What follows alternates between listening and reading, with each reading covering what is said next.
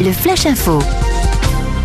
Et drame sur les voies ferroviaires normandes. Hier, peu après midi, un jeune homme d'une vingtaine d'années s'est jeté d'un pont sous le train Cherbourg-Caen à 300 mètres avant l'entrée de la gare de Bayeux. Les services de gendarmerie ont confirmé la thèse du suicide.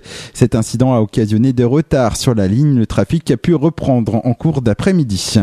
En juin 2010, une quarantaine de salariés d'Areva et les syndicats avaient dénoncé devant les commissions d'information le projet d'externalisation des chaudières de l'établissement. La justice avait alors interdit à l'usine de la Hague de confier à un sous-traitant la production d'énergie de l'établissement. Hier, Areva a plaidé devant la Cour d'appel de Paris pour faire annuler cette décision. Réponse le 6 mars prochain. Inquiétude à la MEF du Cotentin. Pendant 2 heures ce jeudi matin, la CGT et les représentants du personnel de la Maison de l'Emploi et de la Formation de Cherbourg ont été appelés à débrayer. Ils étaient une bonne quarantaine de salariés à être présents sur un effectif de 66 personnes.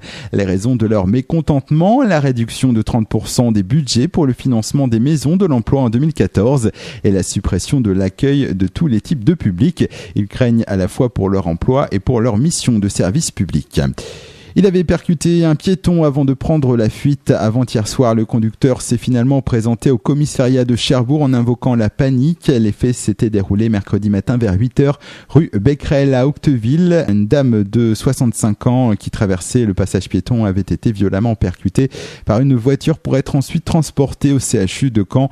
Âgé de 31 ans, ce Cherbourgeois a été placé en garde à vue. Et puis, plusieurs contrôles routiers ont été menés ce jeudi sur la communauté urbaine de Cherbourg. À Tour-la-Ville, un contrôle automatisé sur la rue de Bréquecal a permis de contrôler 35 véhicules. En milieu de matinée, 4 d'entre eux ont été verbalisés. Un autre contrôle dans le secteur de l'avenue Carnot à Cherbourg vers 11h a permis de verbaliser un automobiliste qui roulait sans assurance valide.